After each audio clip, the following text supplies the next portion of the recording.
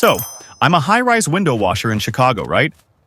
It's a grueling job, but the views are unreal. Last summer, we were doing a routine pass on one of those ultra-luxury condos near the Gold Coast. You know, the ones where the penthouse alone costs more than most small towns. I'm strapped into my rig, 300 feet up, when I look through the glass of this massive floor-to-ceiling window. I see this guy, maybe in his 60s, sitting at a mahogany desk. Suddenly, he just clutches his throat. He's turning this terrifying shade of purple and he starts frantically clawing at his neck. He was clearly choking, and he was completely alone. I didn't even think.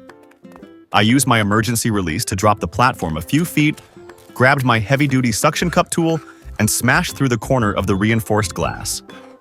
It took everything I had to break it. I scrambled inside, glass shards everywhere, and performed the Heimlich maneuver on this guy for what felt like an eternity. Finally, this giant piece of steak flies out across the room. He collapses onto the floor, gasping for air, shaking like a leaf. I called 911 and stayed with him until the paramedics arrived. He looked me right in the eye and told me I was his hero. He said I'd be taken care of for life.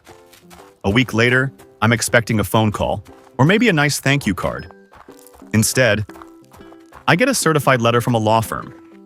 I opened it, thinking it was some kind of reward paperwork. Nope. It was a formal demand for payment. This guy, a literal billionaire tech mogul, was suing my company for the property damage I caused to his window.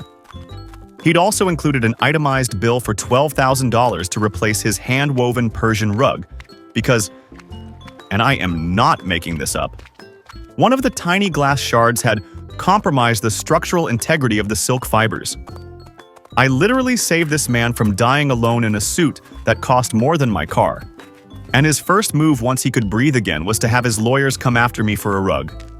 My boss just looked at the letter and said, "Welcome to the real world, kid." We didn't pay it, obviously. But I'll tell you what, next time I see someone choking in a penthouse, I'm gonna think real hard about the price of that rug first. Some people are just unbelievable.